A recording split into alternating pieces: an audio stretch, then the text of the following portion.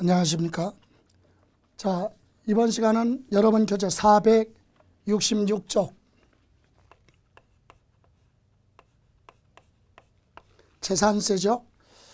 여러분 재산세는 지금까지 앞에서 공부하신 취득세, 등록, 면허세 공부했는데 대표적인 거래세, 유통세 중에 취득세가 해당되죠.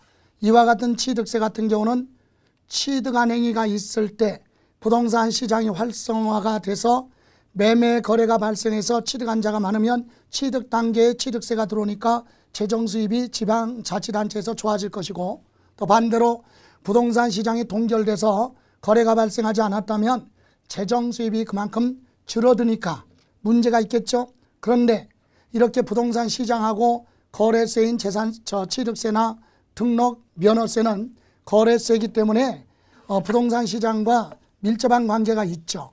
근데 사실상 우리가 지금 공부해야 될 재산세는 보유세예요.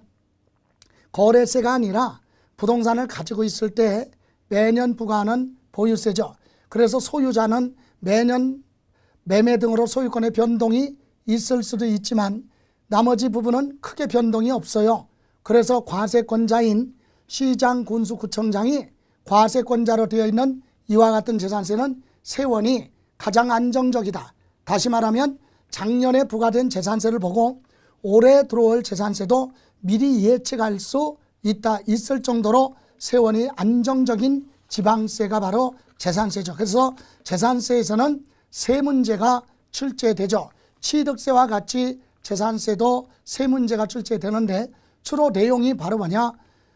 과세 대상 토지에 대한 분류, 과세 대상에서, 그리고 두 번째로 납세 의무자를 누구로 할 것이냐, 그리고 뒤에 가서 부과징수, 이 절차에 따라서 한 문제씩 출제가 되죠. 자, 그러면 여러분 466쪽의 용어 정도는 물론 뒤에서도 나오지만 이미 한 번 정도는 읽어보신 걸로 생각을 하고 467쪽 재산세에 들어갑니다. 자, 재산세 특징 그랬죠? 네, 재산세 특징, 거기 활자가 오려놨네요. 네, 재산세의 특징 1번, 과세의 주체는 누구냐?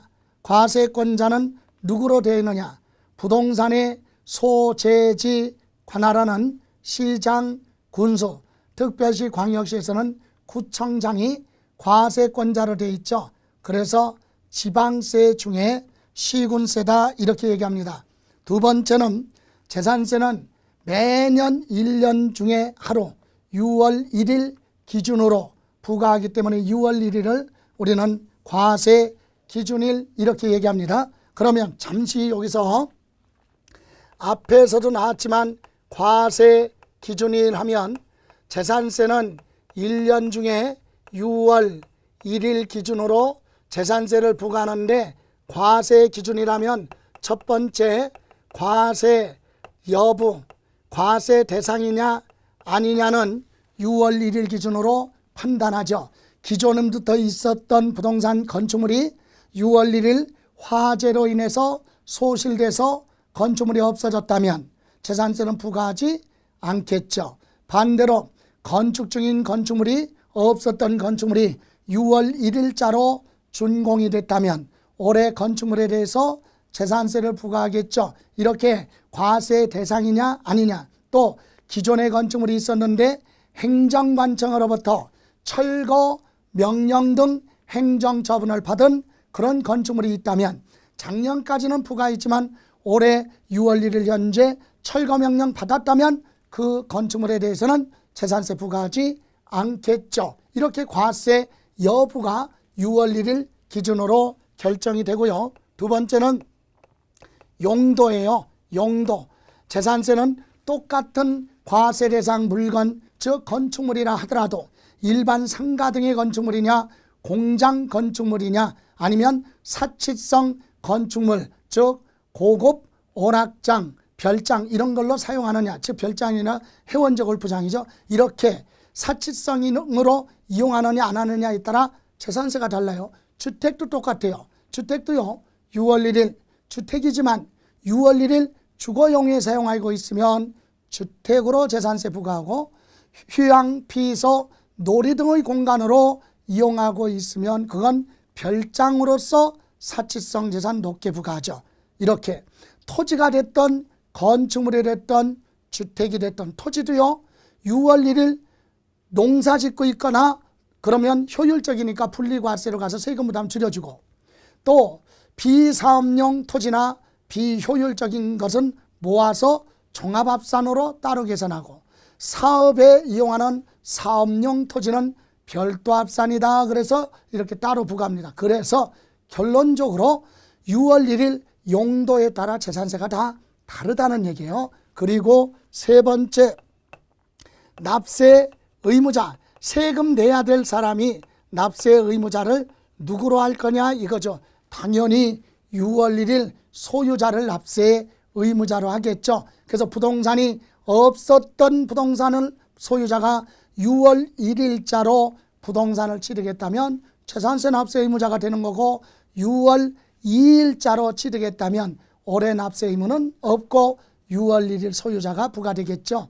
자, 이렇게 또 기존의 부동산을 가지고 있던 사람은 6월 1일까지 처분했으면 올해 재산세 부과되지 않을 것이고, 6월 2일 날 처분했다면 6월 1일 소유자니까 납세 의무자가 되겠죠. 이렇게 모든 걸 결정하는 기준날을 언제로 정해놨다. 6월 1일 그날을 과세 기준일 이렇게 얘기합니다. 그래서 6월 1일을 기초로 과세한다, 또는 납세 의무가 생긴다. 그래서 납세 의무 성립되는 시기는 과세 기준일, 매년 날짜가 똑같죠. 다음 세 번째, 재산세는요, 사람 중심이냐 물건 중심이냐 이렇게 분류할 때는 물건 중심으로 부과하는 물세죠. 그래서 소유하고 있는 재산으로 인해서 앞으로 미래의 수익에 대해서 부과한다. 그래서 그 밑에 재산세는 물세고 응익과세라고 돼요. 수익력에 대해서 그 재산으로 인해서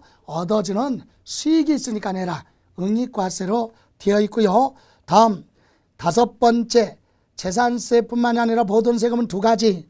납세 의무자가 스스로 계산을 해서 신고도 하고 납부하는 걸 신고 납부라고 했고, 앞에서 공부한 취득세나 등록면허세는 신고 납부를 원칙으로 한다 그랬어요. 그런데 지금 공부하는 재산세는 납세 의무자가 계산하는 게 아니라 시장, 군수, 구청장이 세금을 계산을 해서 납세 의무자한테 고지서 발부해요. 그래서 보통 징수라고 한다. 고지서 발부, 보통 징수 방법. 그리고 6번에 보시면 가장 큰 특징이 이거죠. 지방세법에 유일하게 납세자 편의 제도, 납세자 편의를 고려해서 금전으로 납부할 수 없는 경우 부동산 등 세금을 부동산으로 대신 내는 물납이라는 제도가 있고, 또 금전으로 납부를 하는데 한꺼번에 납부하기가 어려우니까 나눠내겠다 그러면 분할 납부도 가능하다. 이 두 가지가 지방세법에 유일하게 물납 분납이 되는 건 재산세입니다. 또 하나 참고로 물납이 되는 거, 물건으로 될 수 있는 물납은 특별히 상속세하고 재산세, 상속세, 재산세만 물납이 됩니다. 그러나 분할 납부는 여러 가지 있죠. 참고로만 보시면 여기 물납이 가능한 조세, 그러면 재산세, 그 다음에 상속세만 물납이 돼요. 그러면 전체적으로 얘기할 때 분할 납부할 수 있는 세금은 재산세도 되고 상속세 또는 증여세, 그리고 종합 부동산세, 그리고 양도소득세 등은 분할 납부가 가능하다. 그러나 물납은 안 되죠. 물납은 오로지 재산세하고 상속세만 물납이 된다. 요거 참고로 보시고, 다음 이제 우리 구체적으로 재산세 공부하는데, 재산세도요. 자, 첫 번째, 재산세는 가지고 있는 재산에 대해서 세금 내라 이거죠. 그래서 무엇에 대해서 재산세 내라고 할 거냐? 그래서 첫 번째 과세 대상이죠. 재산세 과세 대상에 대해서 봅니다. 그럼 재산세 과세 대상은, 자 보세요. 재산세 과세 대상은 1년 중에 하루, 그날이 뭐라고 그랬어요? 과세 기준일이죠.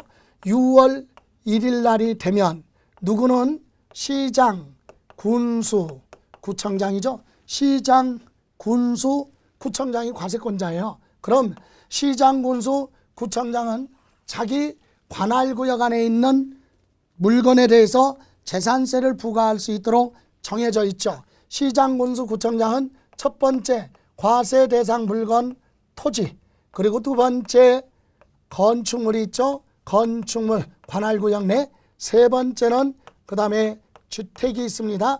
주택. 그리고 네 번째 뭐가 있느냐? 항공기. 그리고 다섯 번째 그 다음에 선박. 이렇게 해서 과세 대상 물건 5가지가 정해져 있어요. 그래서 시장, 군수, 구청장은 자기 관할구역 안에 있는 이 과세 대상 물건에 대해서 재산세를 부과하기 위해서 재산세 과세 대장이죠. 과세 대장에 기재를 해서 이 장부를 비치하고 있어요. 과세 대장이라 이걸 전부 다 기재해 놨다는 얘기죠. 그리고 재산세를 부과할 때는 공부상에 기재되어 있는 내용하고 6월 1일 사실상 사용하는 현황이 같아야 정상인데 서로 다를 경우도 있습니다. 그럴 때는 어떻게 하느냐? 사실상 현황으로 부과한다. 재산세는 공부상 현황과 사실상 현황이 서로 다르면 사실상 현황 언제 날짜 6월 1일 현재 사실상 현황으로 재산세를 부과합니다. 자, 그러면 거기 한번 읽고 가죠. 과세대상 재산세 과세대상 물건이 공부상 등재 현황과 사실상 현황이 상이한 경우 그거 줄쳐요. 과세 기준일 현재 그거 줄치면 돼요. 사실상 현황으로 부과한다. 공부상이 아니라 사실상 현황으로 부과를 한다. 그러면 이제 과세 대상 토지부터 들어가는데 여기서 잠깐 여러분 더 알아보기라고 오른쪽에 나와 있듯이 혹시나 보세요. 여기 여러분 일반 상가 건축물하고 토지 상가 건축물하고 이와 같은 상가 부동산이 있고 또는 이와 같은 주택의 건물과 토지가 있어요. 이런 주택과 상가 부동산을 여러분이 취득했어요. 그런 기본적으로 우리 세금은 취득세도 내고 가지고 있으면 매년 뭐예요? 재산세 그리고 뭐 양도소득세 여러 가지 세금이 있지만 취득세, 재산세, 양도소득세만 한번 보죠. 기본이. 그러면 이런 상가 부동산 취득했을 때 취득세는요. 혹시나 해서 설명드리는 거예요. 건축물 따로 얼마 주고 취득했느냐 취득세 계산하고 토지 얼마 주고 취득했느냐 따로 취득세 계산합니다. 그리고 이런 상가 부동산 가지고 있으면 건축물에 대해서 재산세 따로 계산하고 또 토지에 대해서 별도로 재산세 계산하죠. 또 이런 상가 부동산을 처분했으면 건축물 얼마 주고 취득해서 얼마에 팔았느냐 양도소득세 계산하고 토지도 얼마에 취득해서 얼마에 팔았느냐 양도소득세. 결론은 토지 따로 건축물 따로따로 과세를 한다는 사실이에요. 그러나 주택은 통합해서 과세합니다. 주택은 건물하고 토지하고 합쳐서 주택이죠. 합쳐서 합산을 해서 통합해서 주택으로 취득세, 주택으로 재산세, 주택으로 양도소득세 부과해요. 그래서 부동산 중에서 주택만 통합해서 과세한다. 그 내용을 여러분이 인지하고 있어야 된다. 그 점. 자, 보세요. 그럼 과세 대상 첫 번째 토지. 우리나라의 토지는 전부 다 똑같아요. 공간정보구축 및 관리에 관한 법률에 등록 대상이 되는 토지하면 28가지 토지의 지목으로 되어 있죠. 그런 토지와 그 밖에 거기에 등재가 아직 안 됐을지라도 사실상의 토지, 바다나 하천을 매립했는데 토지 대장에 아직 등재가 안 되어 있는 사실상 토지가 있다면 그런 토지도 시장, 군수, 구청장은 확인이 되면 재산세를 부과해야 된다. 다만 거기서 우리가 기억할 거 토지 중에 주거용 토지는 이리 옵니다. 왜? 주택은 주거용으로 사용하는 건물과 부속된 토지를 합쳐서 통합해서 아까 재산세를 계산한다 그랬기 때문에 여기 토지 중에 주거용 토지는 여기로 와서 합쳐서 주택으로 과세하니까 주거용 토지는 뭐한다? 제외하고요. 또 하나 건축물 있죠.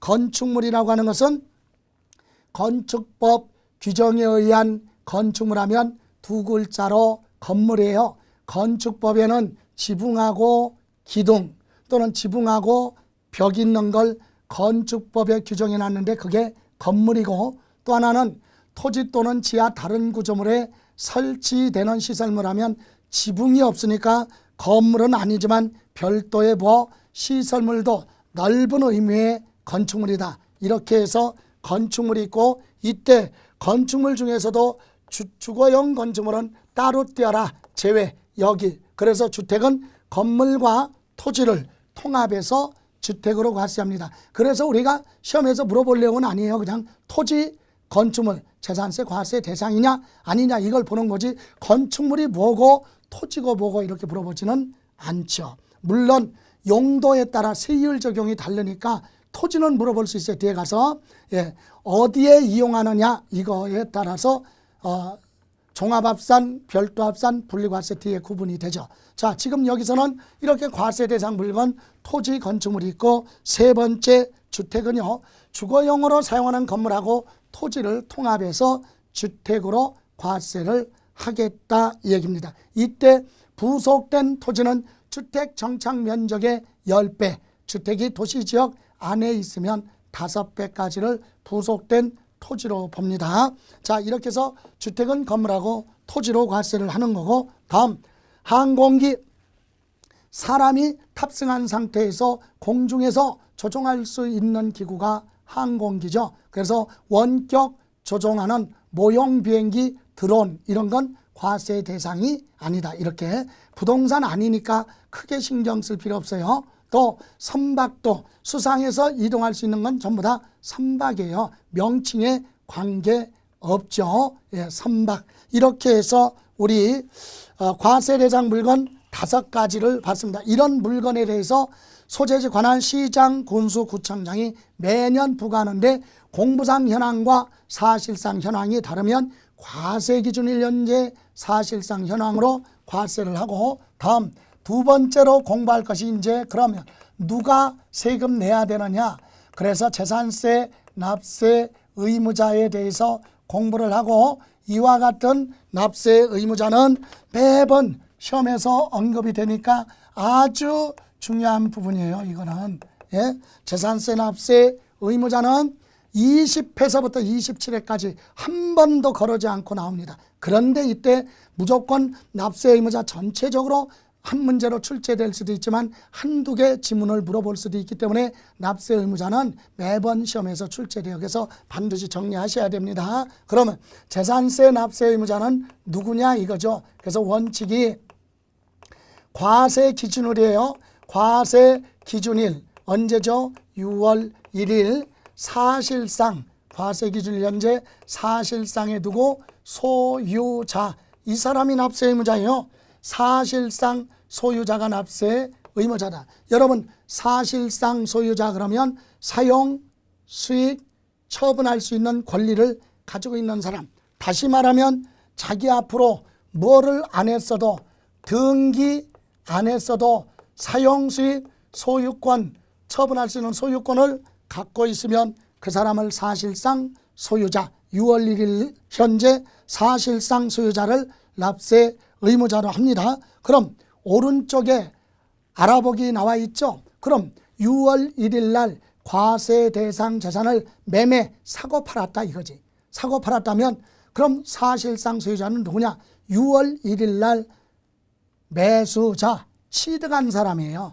6월 1일 취득했기 때문에 자기 앞으로 뭐를 안 했어도, 등기 안 했어도 매수자, 양수인 같은 말이죠. 취득한 사람이 재산세 납세 의무자가 됩니다. 참고로 여기서 6월 1일 기준으로 하는 건 어떤 날짜를 기준하느냐. 계약서, 매매로 취득했으면 계약서상에 잔금 지급일이 6월 1일자로 되어 있으면 취득한 사람이 납세 의무자가 되고, 계약서상의 잔금 지급일이 6월 2일로 되어 있으면 취득한 사람은 재산세 납세 의무가 없고 내년부터네요. 그럼 6월 1일 소유자한테 가니까, 그래서 계약서에 기재된 날짜가 6월 1일 1일이냐 6월 1일 지났느냐 이거에 따라서 납세 의무자가 달라진다. 6월 1일 계약서상에 잔금 지급일로 되어 있다면 그 사람이 납세 의무자다 이 얘기죠. 자, 그런데 여기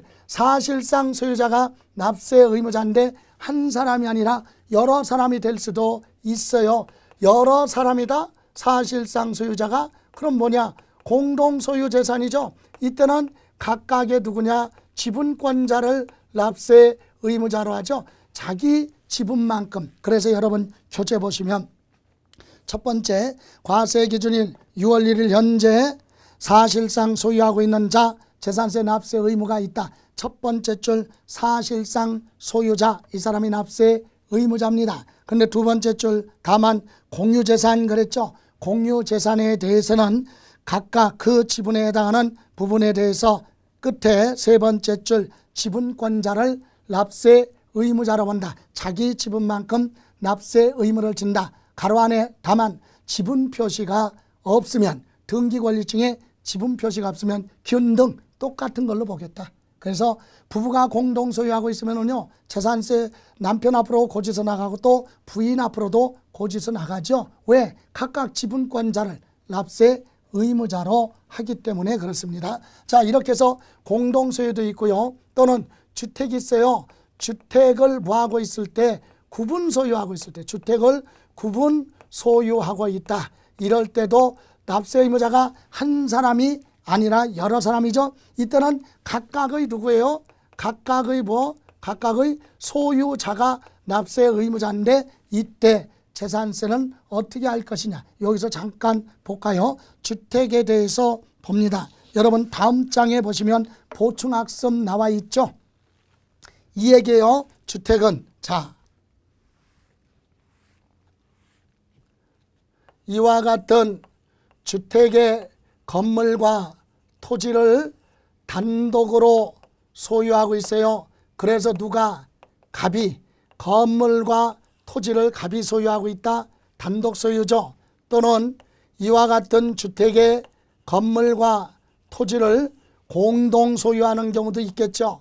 공동 소유는 건물 등기부에도 갑하고 을, 토지 등기부에도 갑과 을, 공동 소유죠. 또는 주택의 건물과 부속된 토지, 주택인데, 자, 건물은 갑, 토지는 을, 이것은 뭐라고 하느냐, 구분 소유 이렇게 얘기합니다. 자, 그러면 자 보세요. 단독으로 소유했던, 공동으로 소유했던, 구분해서 소유했던 시장, 군수, 구청장이 재산세를 계산할 때는 소유자를 안 봐요. 소유자가 누군지 또는 관계없다는 얘기죠. 세금 계산할 때는 주택은 관계없어요. 왜? 건물하고 이게 주택이냐 아니냐만 판단하는 거지.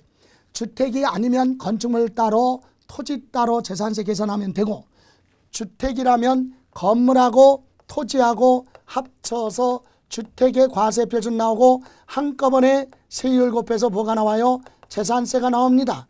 그 다음에 요것도 주택이니까 건물하고 토지하고 합쳐서 세율 곱해서 재산세가 나오죠.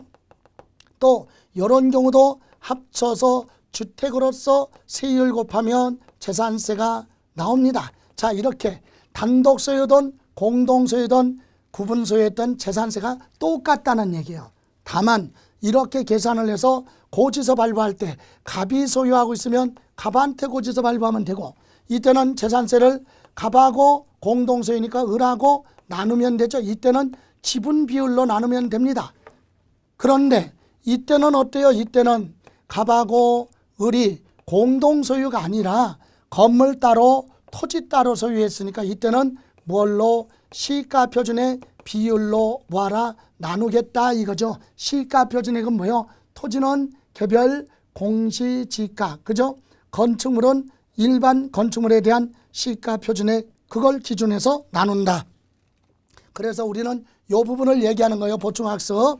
자, 주택의 건물과 부속 토지 소유자가 서로 다를 때 토지와 건물을 합쳐서 과세 표준 나오면 거기서 나온 세액을 시가 표준의 비율로 나눠서 각각 소유자를 납세 의무자로 한다. 확인해 보죠. 자, 주택의 건물과 부속 토지 소유자가 서로 뭐할 때 다를 때, 그죠? 다를 때 당해주택에 대한 산출세액을 건축물과 부속 토지 뭐라 그랬어요? 시가 표준액별로 나눠서 각각 소유자를 납세 의무자로 한다. 이렇게 해서 사실상 소유자가 납세 의무자인데 공동소유 또는 주택을 구분 소유하는 경우 이렇게 여러 사람이 소유자일 수도 있죠. 그때는 각각 소유자를 납세 의무자로 합니다. 이것이 원칙이죠. 그런데 예외가 있어요. 예외 뭐가 있느냐? 예외.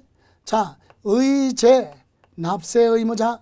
여러분, 의제 납세 의무자가 무슨 뜻이냐면, 자, 원래 사실상 소유자가 납세 의무자예요. 그런데 얘들은 사실상 소유자가 아닌데도 납세 의무자가 된다. 납세 의무자로 본다. 또는 뭐 간주한다. 이렇게 얘기하죠. 그래서 이 사람들은 사실상 소유자가 아닌데도 납세 의무자가 되는데 어떤 경우냐. 그래서 공부상 소유자도 있고요. 우선 이 사람들 보죠. 공부상 소유자도 있고 또는 주된 상속자가 납세 의무자가 될 수도 있고 또는 매수 계약자를 납세 의무자로 할 수도 있고 또는 신탁재산은 수탁자죠. 신탁재산에 대해서는 수탁자를 납세 의무자로 할 수도 있고 또는 사업 시행자가 납세 의무자가 될 수도 있고 또는 사용자 이런 사람들이 납세 의무자가 될 수 있어요. 이 사람들은 사실상 소유자가 아니다. 그런데도 납세 의무자가 될 수 있다. 어떤 경우냐? 여러분 1번의 공부상 소유자. 자, 여기 잠깐 보실까요? 재산세는 6월 1일 기준으로 이날 사실상 소유자가 납세 의무자예요. 그런데 6월 1일 전에 5월 25일 날 만약에 부동산을 갑이 소유하고 있다가 요걸 을이 취득했어요. 매매가 이루어졌죠. 6월 25일 날 계약서상의 잔금 지급일을 6월 25일로 매매가 이루어졌어요. 그러면 을은 취득해서 여기서 뭐를 하면 등기를 하면 여기는 을이 기재되겠죠. 그러면 6월 1일 날 시장 군수는 사실상 소유자도 을, 공부상 소유자도 을, 같을 수도 있고 다를 수도 있죠. 그래서 병칭이 아까 원칙이 사실상 소유자가 납세 의무자입니다. 그래서 사실상 소유자 을을 납세 의무자로 하는데 문제는 이 을이 뭐를 안 했어야 취득하고 등기를 하지 않았다면 등기권리증에는 여전히 두고 갑의 이름으로 기재되어 있겠죠. 그러면 시장군수는 누구한테? 갑한테 고지서 발부하겠다 이거예요. 갑이 공부상 소유자니까. 그러면 세법에는 6월 10일부터 6월 10일까지 신고 기간이 정해져 있죠. 이때 갑이라는 사람은 이때 뭐를 하면 돼요? 신고. 뭐라고?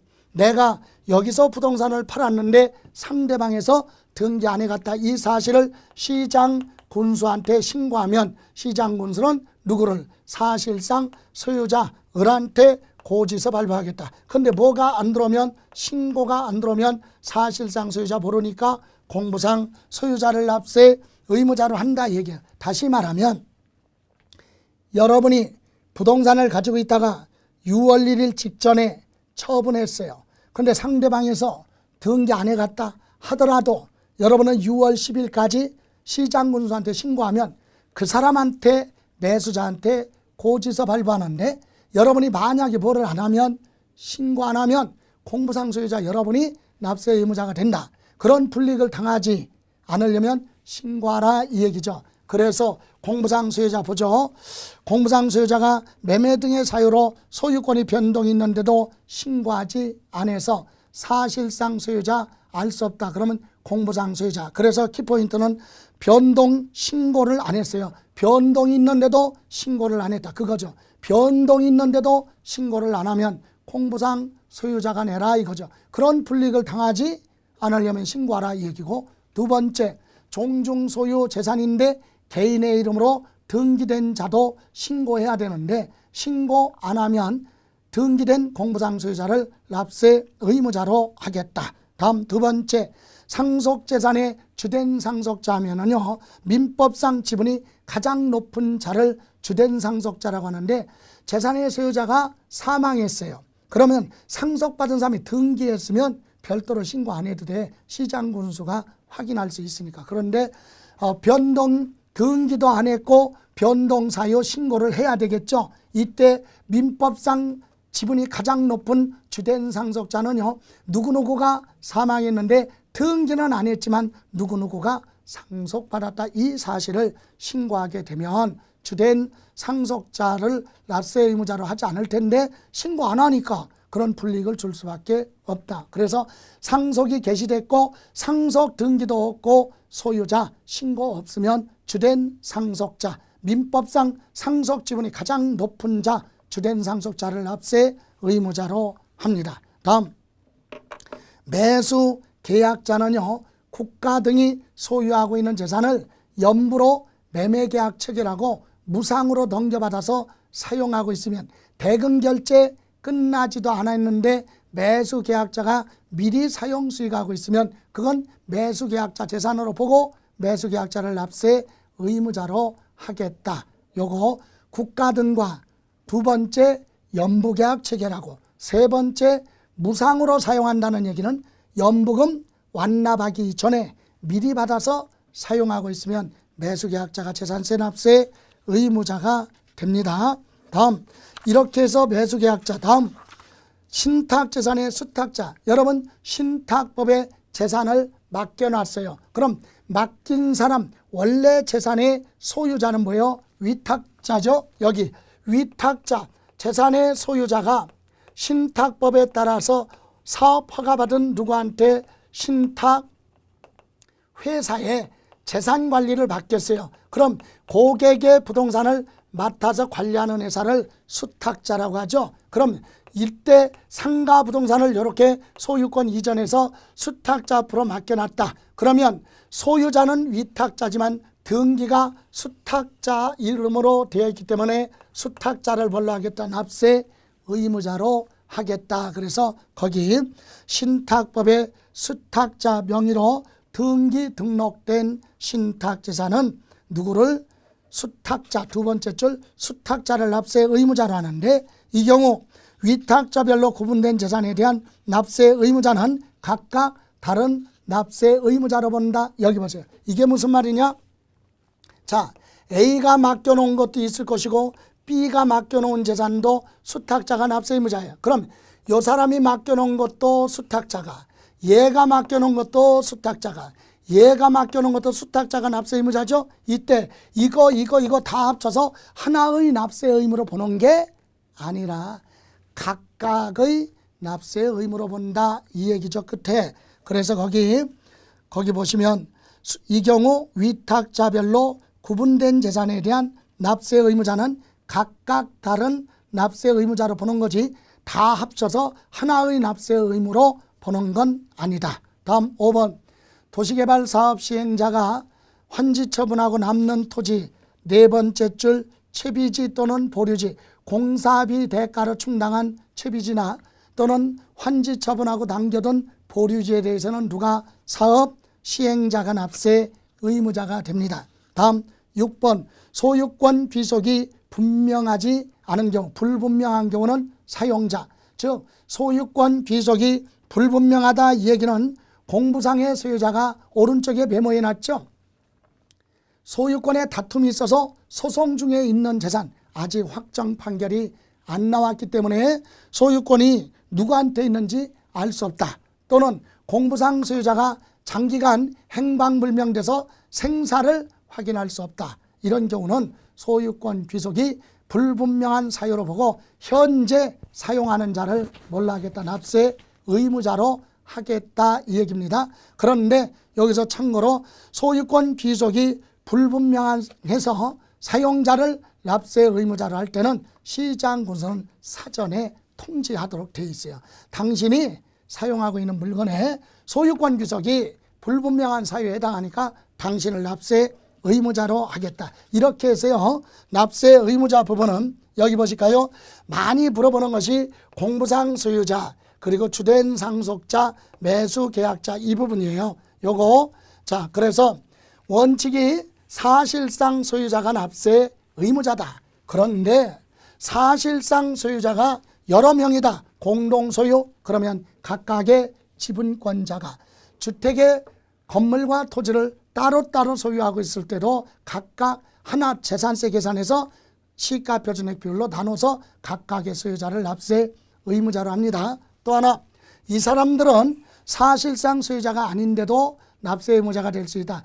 공부상 소유자, 등기부상에 기재된 소유자는 6월 1일 전에 매매를 했는데도 불구하고 소유권 변동이 있는데 신고 안 했다면 시장군수는 모르니까 확인이 안 되니까 공부상 소유자로 하겠다. 또 상속이 개시된 재산 소유자가 사망을 했고 상속받은 재산이 신고해야 되는데 등기해야 되는데 등기도 없을 때는 주된 상속자가 신고를 해야 돼요. 그럼 안 하면 주된 상속자를 납세 의무자로 하겠다 이 얘기죠. 다음 국가 등이 소유하고 있는 재산을 연부로 매수 계약을 체결을 했고 두 번째 연부금 완납하기 전에 미리 받아서 사용 수익하고 있다면 매수 계약자가 재산세 납세 의무자가 된다. 요거 자 이렇게 과세 대상 그리고 납세 의무자 보셨고 이번에는 어떤 금액으로 재산세를 계산할 거냐. 그래서 재산세는요 시장 군수 구청장이 계산을 하죠. 어떤 걸로 할 거냐. 그래서 이걸 우리는 과세 표준이라고 합니다. 그럼 재산세는요 과세 대상 물건이 5가지니까 첫 번째 토지, 건축물, 주택, 부동산이죠. 그런데 이 부동산은 매년 물가 상승률을 감안을 해서 부동산 가격 공시 및 공시에 관한 법률이죠. 부동산 가격 공시에 관한 법률에 따라 공시된 가격을 우리는 뭐라고 하느냐 시가 표준액이죠. 그래서 과세 기준일 현재 시가 표준액이 나오면 이 시가 표준액에다가 부동산 시장 동향과 지방 재정 여건을 고려해서 매년 정해놓는 공정시장 가액 비율이라는 게 있어요. 이 비율 퍼센트죠. 이 비율을 곱해서 나온 걸 과세 표준으로 한다 이 얘기죠. 그러면 여러분 여기서 이 시가 표준액은 구체적으로 아까 토지는 뭐라고 그랬어요? 개별 공시지가, 개별 공시지가. 또 주택은 개별 주택 가격이죠. 또는 아파트 등은 뭐라고 그래요? 공동주택 가격이에요. 이렇게 토지, 물론 일반 건축물은요 신축 건물 기준 가격 2017년은 1제곱미터당 67만 원인데 이와 같은 신축 건물 기준 가격에 구조지수, 용도지수, 위치별지수 그리고 거기에다가 경과연수, 잔정가치율 그리고 특수부대 설비 유무에 따른 가감산율 이렇게 해서 나온 걸 일반 건축물의 시가표준액인데 이건 시험에서 언급될 수 있는 부분이 아니죠. 그래서 우리는 생략을 하고 시가표준액은 이렇게 토지하고 뭐 주택은 알고 있어야 되는데 이와 같은 시가표준액은 매년 소폭이지만 물가 상승률을 감안해서 올라가야 상승. 그런데 여기 공정시장 가액 비율은 뭡니까? 이것은 이 시가표준액이 많이 올라갔으면 재산세 부담이 너무 크니까 또 지방자치단체마다 살림살이가 다 틀려요. 그래서 어떤 시군구에서는 재산세를 좀 많이 걷어야 되겠다. 그럴 때는 이 금액이 많이 안 올라갔으니까 요걸 비율을 좀 조정을 해서 높일 수도 있고 또는 지방자치단체에서 세부담을 좀 줄여져야 될 사유가 발생했다. 그럴 때는 역시 조례에 따라서 이 비율을 낮출 수가 있겠죠. 이렇게 1년 단위로 공정시장 가액 비율을 조정할 수 있는데, 참고로 2016년은요 여러분 토지하고 건축물은 원래 뭐가 나오면 토지는 토지 건축물 이거는 시가표준액이 나오면 거기에 50%부터 높게는 90% 그 범위 내에서 매년 결정하라 이렇게 되어 있어요. 그런데 원래는 50%에서부터 90% 이렇게 범위인데 2017년은 그중에 70%로 결정이 되어 있고요. 또 하나 주택이죠. 주택은 원래는 40%부터 80% 이 범위 내에서 매년 정해라 그랬는데 2016년은 60%로 되어 있죠. 이와 같이 이 비율까지 기억을 할 필요는 없어요. 다만 이런 비율을 뭐라고 한다? 공정시장가액 비율이다. 그래서 시험에서는 과세표준하면 토지건축물 주택에 대한 과세표준은 과세기준일 현재 시가표준액을 한다 그러면 틀려요. 시가표준액에다가 반드시 공정시장가액 비율을 곱한 금액으로 한다 그래야 맞죠. 그래서 그거 기억하시고, 다만 2번에 보시면 선박하고 항공기는 부동산이 아니기 때문에 시가표준액이 높지 않기 때문에 과세기준일 현재 뭘로? 시가표준에 그대로 갑니다. 이렇게 해서 과세표준은 시장, 군수, 구청장이, 부동산은 시가표준액에 공정시장가액비율을 곱하는 거고, 그 다음에 두 번째 선박하고 뭐예요? 항공기는 과세기준일 현재 그냥 뭘로? 시가표준에 그대로 하겠다. 공정시장가액비율을 곱하는 것이 아니다. 그래서 이 과세표준은 개인이 소유했던, 법인이 소유했던, 대한민국 국민 거주자가 소유했던, 비거주자든 다 똑같아요. 이렇게 계산한다. 이렇게만 보시고, 다음 이제 몇 퍼센트로 할 거냐? 세율이죠. 세율. 그래서 과세표준에 세율을 곱하는데 우리가 세율은 다 기억할 필요가 없고 한 4가지 정도만 정리하시고 표시해뒀다가 세율 부분은 그 부분만 확인하고 가면 되죠. 자, 보실까요? 첫 번째 세율에서 기억해야 할 건 우리 재산세도요. 재산세도 표준세율이에요. 표준세율인데 100분의 50 범위 내에 뭐 할 수 있다? 가감할 수 있다. 여러분, 자, 표준세율인데 표준세율은 세법이 정한 기본세율이에요. 그런데 그걸 그대로 적용할 수도 있지만 지방자치단체마다 재정상 특별한 사유가 발생하면 100분의 50 범위 내에서 가감할 수 있다 그랬죠. 그래서 여러분 세율표 보시면 469쪽 과세 대상 과세 표준, 그 밑에 5번 과세 대상별 세율, 거기에 시장 군수는 조례에 따라서 표준세율, 그거 줄치죠. 표준세율의 50% 범위 내에서 100분의 50 범위 내에서 가감 조정할 수 있다. 끝까지. 다만 이렇게 가감한 건 당해년도만 적용하는 거지 다음 연도까지 이월되지 않습니다. 자, 요거 하나 기억하시고, 다음에 두 번째는 우리 상징적으로 재산세 제일 높은 거 있어요. 고율. 고율은 1000분의 얼마? 55%짜리인데 사치성 재산 중에서도 고급 선박이 해당되고요. 그 다음에 부동산, 선박은 부동산이 아니잖아요. 그래서 선박 중에서는 부동산 중에서는 제일 높은 게 1000분의 44%인데 이거는 뭐냐? 사치성이에요. 사치성 재산이죠. 사치성 재산하면 뭐 골프장이나 고급 오락장용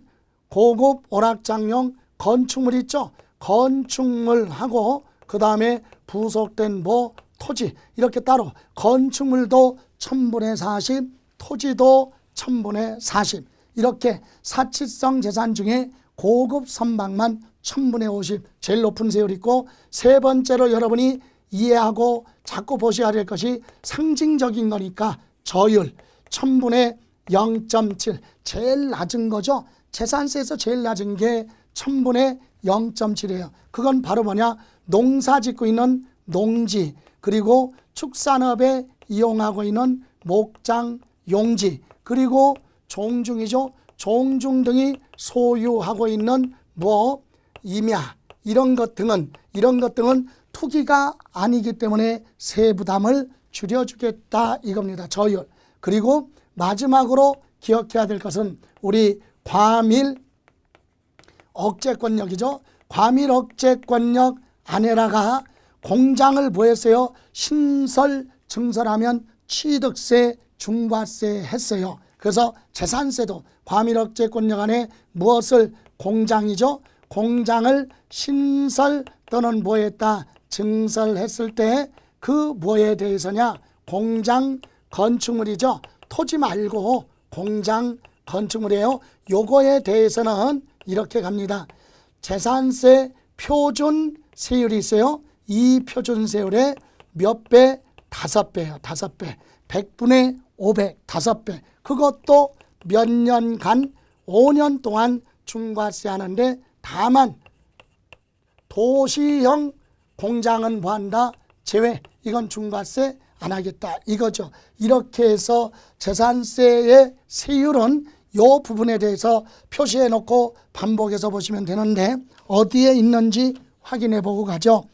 자, 다음 시간에 공부할 거지만 469쪽 1번 토지는 어디에 이용하느냐에 따라 이렇게 구분해서 과세하는데, 거기 맨 밑에 분리과세 대상의 첫 번째 칸에 전답 과수원, 이게 동지죠. 전답 과수원, 이걸 동지라고 하고, 그 다음에 목장용지 임야, 요거는 재산세가 제일 낮은 1000분의 0.7 거기에 있고, 그 밑에 칸에 골프장용 토지나 고급 오락장용 토지도 사치성이니까 1000분의 40 그거 적용합니다.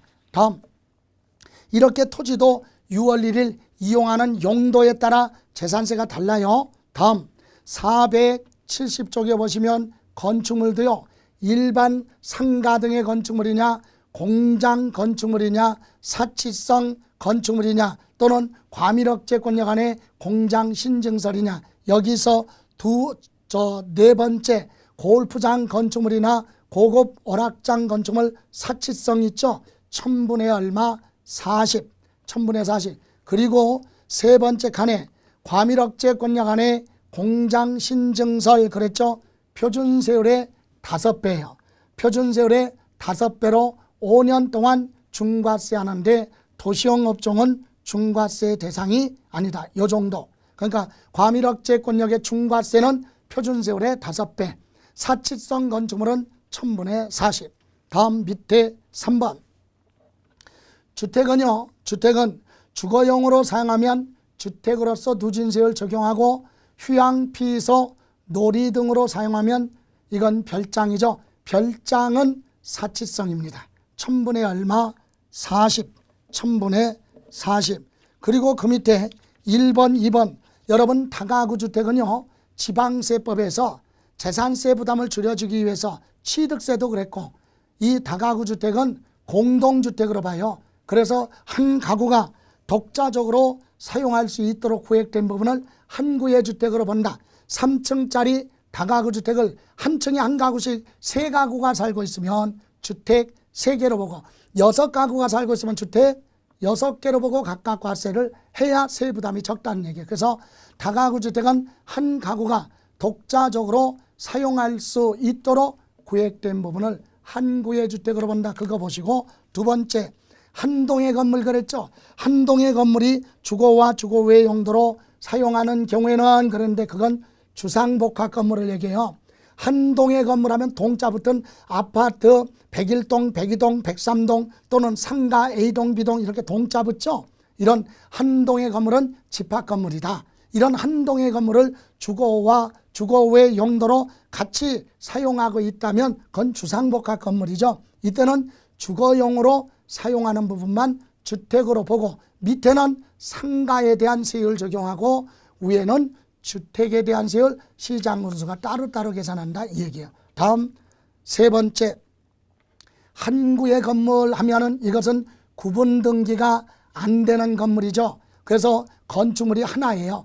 그리고 소유권이 하나, 구분 등기 안 돼요. 이런 한 구의 건물을 주거와 주거의 용도로 겸용하고 있다 그러면 상가주택이죠. 상가주택은요, 주거용으로 사용하는 부분하고 상가로 같이 사용하는데 주택 부분만 주택으로 봐야 되거든요. 그런데 재산세 부담을 줄여주기 위해서 주거용으로 사용하는 면적이 전체 100분의 50 이상이면 전부를 주택으로 보고 세부담을 줄여주겠다. 그래서 거기 한 구의 건물이 주거와 주거의 용도로 겸용되는 경우 주거용으로 사용하는 전체 면적의 100분의 50 이상이면 전부를 주택으로 본다. 이 중에 세 번째 한 구의 건물 요거 기억하시고, 자 이렇게 해서 우리 주택에 대한 세율 보셨고, 다음 장에 보시면 선박 항공기 있죠. 471 선박에서 우리 일반 선박이나 일반 항공기는 1000분의 3이지만 취득세 중과세 대상이 되는 고급 선박이 있어요. 고급 선박 그거 활자가 잘못됐습니다. 그거 수정 하나 하시죠. 거기 고급 선박은 1000분의 50인데 비업무용 자가용 선박으로서 시가 표준액이 1억이 아니라 그거 3억 오류 나왔네요. 예. 고급 선박은 취득세나 재산세나 똑같아요. 시가 표준액이 3억을 부하는 거 초과하는 거, 3억을 초과하는 비업무용 자가용 선박, 이런 고급 선박은 1000분의 얼마 50. 그러니까 여기 보실까요? 제일 높은 세율이 우리 재산세에서 제일 높은 거는 고급 선박이에요. 1000분의 50. 그리고 사치성은 건축물이든 토지든 1000분의 얼마 40. 제일 낮은 건 1000분의 0.7. 그리고 중과세는 표준세율의 5배 5년 동안 중과세 한다. 재산세에서 세율 부분은 그렇게 많이 세부적으로 기억할 건 아니지만 요거 표준세율의 100분의 50 범위 내에서 부한다. 가감 조정한다. 요거 기억하셔야 됩니다. 다만 이것도 보여 당해 연도에만 적용하는 거지 다음 연도로 이월되는 건 아니다. 이렇게 해서 우리 오늘 재산세 부분은 세율 부분까지만 정리를 하시고 다음 시간에는 과세 대상 토지에 대한 분류로 갑니다. 자, 고생하셨습니다. 수고하셨습니다.